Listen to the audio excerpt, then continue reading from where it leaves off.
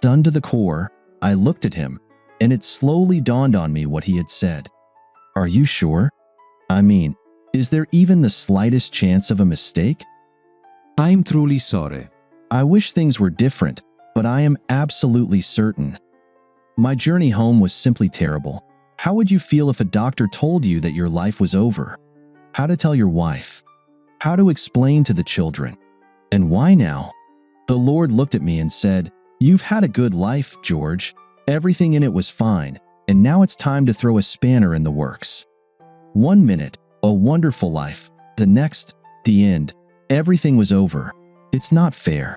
It's just not fair. My life was like a fairy tale. I was the golden boy, an excellent student from my first school years through college, a superb athlete. I mastered several sports. I was the quarterback in the school team when we managed to rise to the regional level. I made the game for almost the entire team and pulled off a caper against Jefferson, our town rival, the only time our school managed to beat them. I had 17 college offers for further education. I chose state. The football coach on the first training day looked at me and said, "You might have been a quarterback in high school, but I see you as a receiver." I thought he was mad, but in the first years of college, I led in catches, yards gained, and touchdowns. I achieved everything I wanted and graduated college with a 4.0 GPA. I received my first draft offer, but decided I had enough of football and went to work at XYZ Corporation, where I managed to become the vice president of marketing within 6 years. However, the most remarkable event was meeting Dorothy. We first met in the 6th grade, when the boys and girls physical education classes were combined to teach us how to dance. Dorothy was my partner, and from that moment, our relationship began, culminating in our wedding 2 years after graduating from college. I was smitten from the first moment I took Dorothy by the hands in the gym, so much so that I was constantly teased by classmates and friends for the next year. George has fallen for Dorothy, and bride and groom were phrases I probably heard every day. Unfortunately, Dorothy didn't feel the same way. She liked me, but she also liked many other guys. When her parents allowed her to date, I was just one of many. Things changed a bit when I got into sports. As I became a more successful athlete, I became more popular. In school, there's always a group of girls who like athletes and enjoy being seen with them. When these girls began to show interest in me, Dorothy did the same. In college, I learned from one of her friends that Dorothy thought I was the one for her, but when other girls started paying attention to me, Dot decided it was better to secure her position before someone else could snatch me away and make me forget about her. We started dating regularly and were a couple for almost the entirety of high school. I say almost because, like all teenagers, we would occasionally fight and break up only to get back together a week or two later. The biggest problem was sex, or rather the lack of it. Every guy in my class bragged that he was already a man. If they were all to be believed, I was the only virgin in our class. I kept hearing things like, "Last night I was with Becky in the parking lot, and we had sex." All I could get from Dorothy was a few deep kisses. When I tried to put my hand on her breast, she slapped me and said, "If you need sex, call Sally Murphy." And after that didn't speak to me for a week. The third time it happened, I called Sally, but it only made things worse. First of all, if Sally was a jerk, she took the nights off when she was with me, and secondly, Dorothy didn't talk to me for a month after she found out that I had been on a date with Sally. When we finally did get to talk, we ended up breaking up for good. How could you do that to me? It was your idea. You told me to call Sally. But that's not what I meant. All I know is I'm sick of being the only virgin in high school.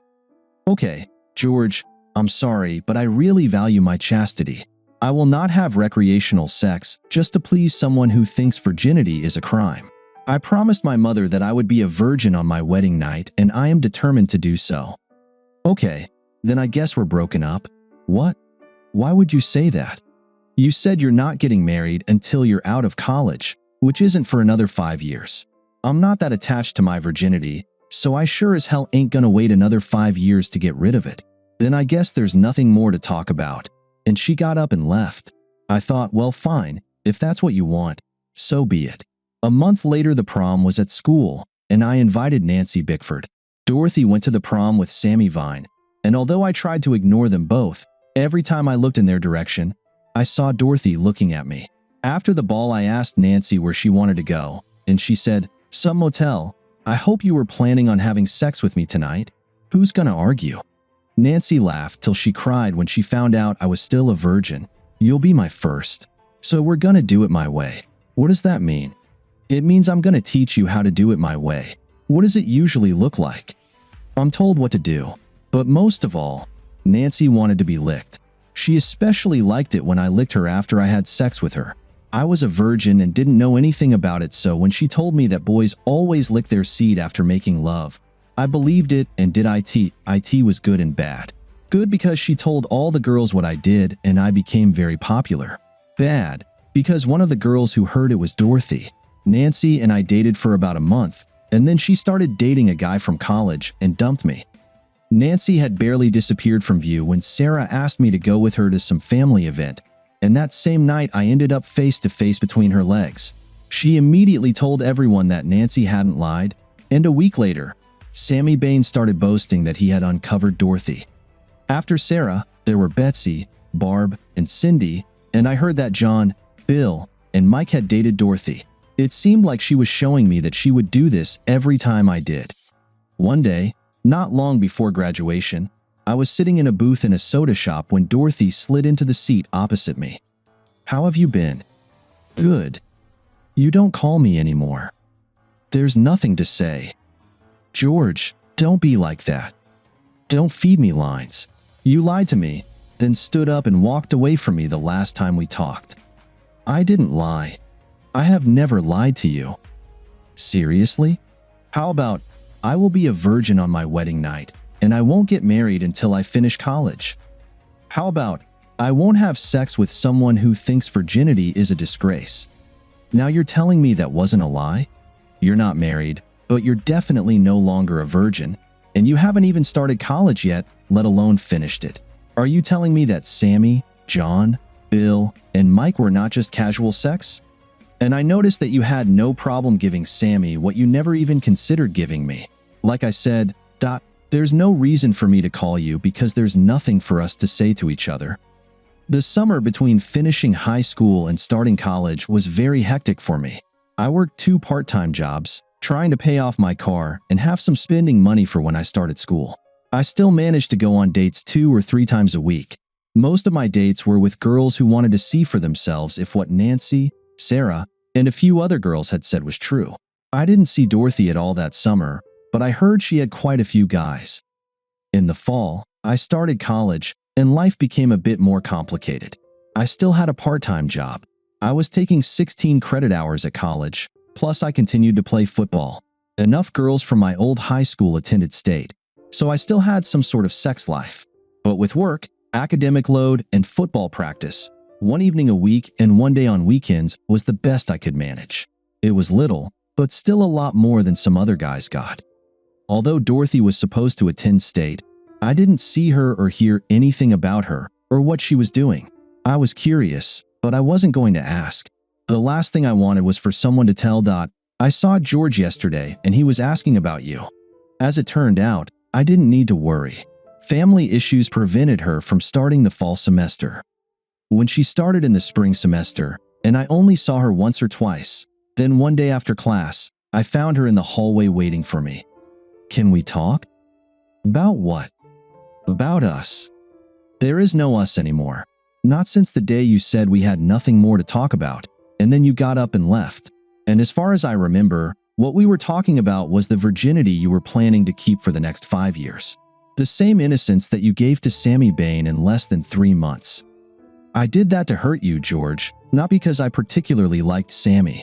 It hurt terribly when you didn't invite me to the prom, and it killed me to find out that you were with Nancy, what you two were doing. It killed me, George. You were supposed to be mine.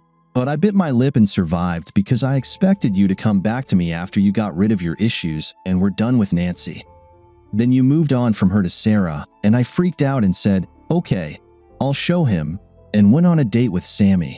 After that, every time you dated a new girl, I dated a new guy just to get back at you. So what was the point of all this, Dot? Can we just stop throwing stones at each other, Georgie? Can't we try to be together again? I really didn't know what to answer. I missed her. I still thought about her almost all the time. She was still the most beautiful girl I'd ever been with, but still, damn, I didn't know. She waited for me to answer, and when I remained silent, she said, "Why can't you answer me, Georgie? Is it because of the sex? Is it because Sammy got it that you didn't? Well, let me tell you that you dear only one. You lost your innocence to one of the most accomplished girls in school, and rumor has it you had a very good time. Things were different for me, as they were for Sammy, for that matter. I was in terrible pain, and I punched him in the chest so hard trying to make him stop that he was bruised for a week. I also got blood on the seat of his dad's car, and he got a hell of a beating for it. And then add to that the fact that I really didn't like it. Then why did you keep doing it? To see if I could make you angry. You kept having sex with Sammy, John, Bill, and Mike even though you didn't like it? No, I just didn't like Sammy. The rest of them were pretty cool. You like sex that much? It was pretty good with Mike. It was okay with John and Bill and some of the others, but Sammy sucked. It was 1-2. I'll call you tomorrow. So what do you think is going on with us? I have an off-campus apartment, and I want you to move in with me. Where'd you get the money for an apartment? My grandmother passed away and left me a lot of money. That's why I didn't start spring semester. I had a family business to take care of. Do you want to live with me? Yes. And if you say yes, I will do everything possible to make up for lost time and have sex with you until you're half dead. And she did just that, trying her hardest to keep it up for the last 14 years. She completely spoiled me. She pampered me, served me in any way. My wishes were her command and all that. Our sex life was incredible. Even after living together for 4 years and then being married 14 years ago, we continued to make love 5 or 6 times a week. Having 4 children in the house didn't stop us. Life was beautiful, but now this. I couldn't face it when I got home. One look at my face, and she would have known something was wrong. To avoid that, I told her I had problems at work and needed to do some work at home until the next morning. Then I went into the room, closed the door, sat at the desk, and stared at the wall. After an hour or two of trying to make sense of what the doctor had told me and feeling sorry for myself, I finally broke out of the loop. I was not a coward, had never been one, and was not about to become one. I pulled out the yellow pages and started looking for doctors. I made a list of half a dozen or so and put it in my briefcase. I wanted a second, third, fourth, and maybe even a 12th opinion. One opinion was definitely not enough for me. The list was made. It was time to decide what to do next. I came out of the room and went a fine dot. If the doctor was right, I wouldn't have many chances left. She was in the kitchen, washing dishes, and I grabbed her hand and said, "Woman, I have needs," and dragged her to the bedroom, where we had sex until exhaustion. 2 weeks later, the jury was assembled. 5 different doctors told me the same thing. It was no longer possible to deny it. I couldn't hide from it or run away. The only thing left to do was to face it head-on, sit down with Dorothy, and tell her. This was the hardest part of the plan. We were good together. We fit each other perfectly, like a hand in a glove. Everyone said we were the perfect couple. Everyone said they wished to be like us. I took a day off to talk to Dot while the kids were at school. I didn't want us to be interrupted. It's pretty hard not to get distracted when Alice walks into the room saying, "Mommy, Josh hit me," or maybe Mary saying, "Mommy, can you help me dress my doll?" Or Kevin wanting me to show him how to lace up his baseball glove. I couldn't find the words. I sat there looking at the woman who made my soul sing and couldn't bring myself to say a word. "What is it, Georgie? What's all this about? Come on, George. What's so important that you had to stay home to talk to me?"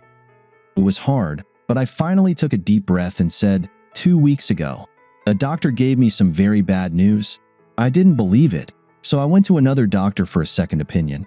I didn't believe him either, but after 3 more doctors ran tests, I have to accept the facts. I can't deny it and believe it will go away because it won't. It's there, it's malignant, and it's killing me. My God, George, is it cancer? It's similar, but what I have is worse than cancer. Cancer eats away at the body. What I have is infinitely worse because it eats away at the soul. When I went for my annual medical exam, they found a shadow on my prostate. They ran a bunch of tests, and when they came back, the doctor, who knew about my athletic past, said it must be hard not having a son to follow in my footsteps. I asked him what he meant, and he told me that I am infertile. I couldn't believe it. How could I be infertile with 4 children in the house? I checked with 4 other doctors, and they all told me the same thing. Additionally, when I was getting the kids their flu shots, I had DNA tests done. According to the DNA tests, the children have 4 different fathers, and none of them is me. Do you have any comments, Dorothy? Yes, note. Sociologists have determined that every 13th man raises someone else's child after analyzing anonymous DNA test results. Story 2. I accidentally stumbled upon this photograph. My wife has been traveling frequently for work for the past 4 years, often leaving me alone for weeks at a time. I spent many lonely hours browsing adult websites. Where I found it, there was no need to see her face. Her vintage wedding service was quite unique. Her late mother's wedding ring on her finger only added proof. The necklace was her last Christmas gift from me. The mesh jacket was a birthday present from me. There was no condom visible. Sandra doesn't use contraceptives. We see each other only 10 days a month. We haven't had sex for 2 months. My anger was almost complete. Using my extensive computer skills, I found the same photograph on 3 different adult sites, with the original being on a dating site for finding friends. My life was over.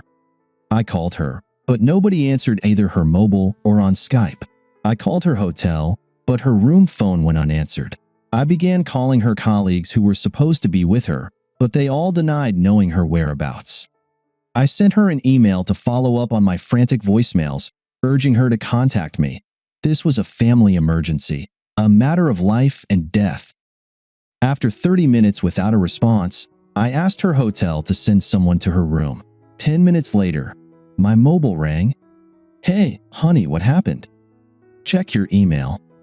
I pressed send and forwarded her the photograph. Oh my God. Don't say another word. Pack your stuff and get on a plane today. Honey, I can't. If you're worried about losing your job, don't be. Just pack your things and come back here in a few hours. I can't. I'll send the photo to all your work contacts. What? The clause about morality in your employment contract. By 8 tomorrow morning, you won't have your precious job anymore. Get on the damn plane. I hung up the phone and started preparing for her arrival. At 8:05, I received a text message from her CEO. He informed me that my wife had been immediately fired and apologized that her behavior had discredited herself, our marriage, and the company. He explicitly stated she would never hold a similar position again. I couldn't help but laugh at this absurdity. At 8:15, I called her directly to voicemail. I saw that I had a message with the details of her flight. I ordered an Uber to pick her up and bring her home. 10 minutes to 11, she approached the front door. I wonder what her first thoughts were when the key didn't work.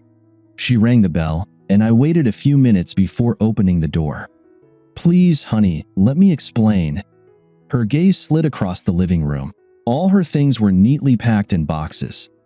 Sit down, you damn scoundrel.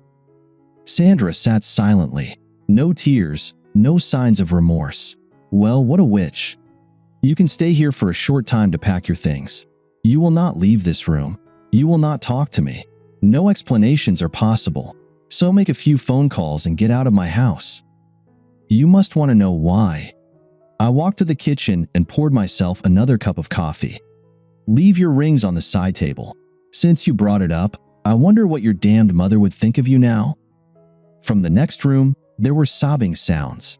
I didn't care. I reloaded for the next shot. If there's a knock at the door, open it. It will be for you. Yes, that sound again. Definitely a thud. Finally tears, although I'm sure she didn't shed them over our marriage. As if on cue, there was a knock at the door. Sandra opened it and saw her father. His eyes burned with righteous fire. I heard a slap from the other side of the house. From this minute, you have no family. Live on the street. That's how vermin like you survive, right? Dad, please. Your mother would die again if she heard about this. Thank God. She's already gone. As we speak, your sister is erasing you from our lives, and no one will lift a finger to help you." He turned and walked away. I know his heart was breaking into pieces. I heard Sandra slump back into the chair. Her uncontrollable sobbing was almost music to my ears. 20 minutes later, the phone rang again. I didn't even move to answer it. I heard her get up and drag herself to it. "Father Mike." "I didn't." "Sandra White, I am here to inform you that from this moment, you are banned from all parish activities, including confession. Based on everything I know, I will be meeting with the Archbishop to formalize your excommunication." New. Father Mike himself closed the door. I don't know how long she lay by the door. Honestly, I didn't care. Each thud was like a breath that burst into my lungs. Each scream was a jolt to my heart. After finishing my coffee, I approached the door and saw that Sandra was still lying there. I leaned down, picked her up, and led her to the sofa. I carefully laid her down and looked down at the woman I once loved. Now there was nothing there. No love, no hatred, just emptiness. "Sandra Nicole Dean White, your career is ruined. Your family has disowned you. Your church has abandoned you. Can you say that your life is now over?" She lay there, exhausted beyond measure. For a few minutes, it seemed nothing in her moved. Then came a simple yes. Then it settled. "Sandra, now tell me, did you have sex with another man last night?" "Yes."